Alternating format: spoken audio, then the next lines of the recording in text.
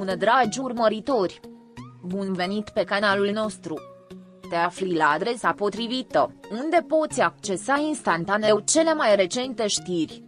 Atmosfera a fost plină de tristețe încă din zori, când Slatircoglu a ajuns la cimitir înfășurată într-o haină închisă la culoare și ochelari de soare care abia puteau ascunde durerea de pe față. Însoțită de niște rude apropiate, actrița a rămas tăcută, cu privirea ațintită în pământ, de parcă fiecare pas pe care l-a făcut o aducea mai aproape de un abis emoțional. Pierderea acelei persoane iubite îi atinsese coarde adânci în suflet. Arăta fragilă, mai slabă și cu aură de melancolie care contrasta cu forța cu care s-a arătat mereu în public. Acea ceremonie, însă, ar fi prea mult pentru ea. În timp ce sicriul a fost coborât în pământ, Slatircoglu și-a ținut mâna la piept și a răsuflat după aer.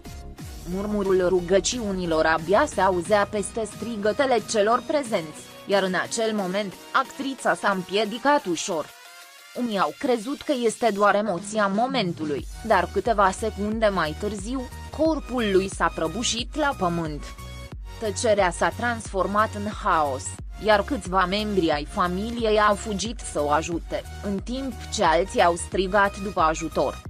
Imaginea lui Slatircoglu zacând inconștientă pe pământul ud va rămâne gravată în memoria tuturor celor prezenți. O ambulanță a sosit în câteva minute, în timp ce cei îndoliați se străduiau să-și croiască drum printre mulțimea tulburată. Ploaia, care începuse timid, începu să se intensifice, de parcă însuși cerul plângea odată cu ei. Slatircoglu a fost ridicată pe targă într-o stare inconștientă, cu fața palidă și mâinile reci ca gheața. Fanii săi, care urmăreau evenimentul pe rețelele de socializare, au intrat în panică când au aflat ce s-a întâmplat. Durerea pierderii s-a amestecat cu grija pentru sănătatea lui, generând un val de mesaje de sprijin. La spital, echipa medicală a primit-o imediat și a început să o stabilizeze. Potrivit martorilor, tensiunea lui era periculos de scăzută și pulsul era slab. Epuizarea fizică și emoțională, combinată cu impactul durerii, poate fi cauzat femeia să leșine. Medicii au decis să o țină sub observație până când și-a revenit pe deplin. Între timp, atmosfera la spital era tensionată, membrii familiei așteptând răspunsuri și prietenii încercând să se consoleze reciproc.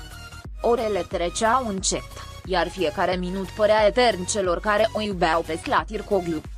În afara spitalului, zeci de fani au început să sosească cu flori și scrisori, lăsând mesaje de putere pe porțile spitalului.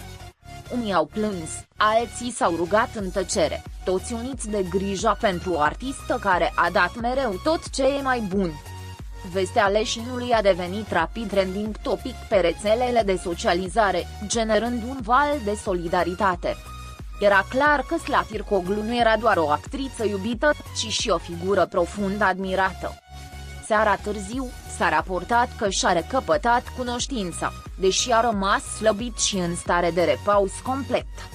O asistentă a comentat, fără a oferi detalii, că primele ei cuvinte au fost îndreptate către familia ei. În ciuda fragilității momentului, instinctul său protector față de cei dragi a rămas intact. Mama lui, care nu l-a părăsit nici măcar o secundă, l-a ținut de mână toată noaptea. A fost un gest tăcut, dar plin de forță și iubire necondiționată. Medicii i-au recomandat să rămână internată cel puțin 48 de ore pentru a exclude orice complicație. Slatircoglu a insistat însă să părăsească spitalul cât mai curând posibil, pentru a se putea întoarce la familia ei și a-i sprijini în durerea lor. Voința lui a fost puternică, așa cum a fost întotdeauna, dar trupul lui încă mai tângea odihnă. Conștient de zarva provocată, el i-a cerut reprezentantului său să-și liniștească fanii. Nu voia să îngrijoreze pe nimeni altcineva, deși ea însăși încă se lupta cu tristețea. Din patul ei, Slatircoglu a privit pe fereastra spitalului cu ochii pierduți, amintindu-și momentele cu ruda ei decedată. pe chipul ei, lacrimi tăcute se amestecau cu seninătatea cuiva care începea să accepte o pierdere ireparabilă. Uneori zâmbea scurt, de parcă o dulce amintire i-ar fi mângâiat mintea. Alteori, închidea ochii și se lăsa purtat de liniște. A fost un duel profund, intim, pe care numai ea știa să-l înfrunte. În timpul recuperării sale, mulți colegi din lumea artistică au transmis mesaje de dragoste și sprijin. Unii au vizitat spitalul pentru scurt timp, respectându-și intimitatea. Alții au preferat să-și sune mama, îngrijorați să nu o deranjeze într-un moment atât de sensibil. Toată lumea a fost de acord că Slatircoglu este o femeie cu spirit puternic, dar că și cei mai curajoși au nevoie să cadă pentru a se ridica. Acea vrajă de leșin, mai mult decât un semn de slăbiciune, era o expresie a iubirii profunde pe care o simțea pentru persoana iubită. În zilele următoare, spitalul a devenit un loc de pelerinaj constant pentru admiratorii Slatircoglu. Flori, scrisori și lumânări au înconjurat clădirea ca o pătură de sprijin colectiv. În ciuda stării ei, ea a cerut să-i se citească câteva mesaje, care au emoționat-o profund.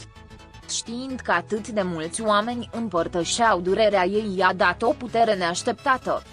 A început să zâmbească mai mult, să vorbească puțin și să privească înainte. Descărcarea a venit cu recomandări stricte de odihnă, dar Slatircoglu a cerut să se întoarcă direct la domiciliul unde avea loc veghea. Voia să fie aproape de familia lui, să închidă ciclul și să-și ia rămas bun în pace. Sosirea ei a fost întâmpinată cu îmbrățișori, lacrimi și respect profund pentru decizia ei. Nimeni nu a încercat să o descurajeze, toată lumea a înțeles că acest moment îi este necesar. Cu pași lenți, dar fermi, s-a alăturat din nou oamenilor săi. Deși durerea este încă prezentă, Slatircoglu a demonstrat încă o dată măreția inimii ei. Căderea lui nu a fost o capitulare, ci o pauză pentru a se ridica din nou mai puternic. Sufletul ei, atins de pierdere, strălucește acum cu seninătatea celui care a iubit profund. Drumul către vindecare abia începe, dar este înconjurat de iubire la fiecare pas. Și adepții săi, ca întotdeauna, vor merge alături de el. Pascali.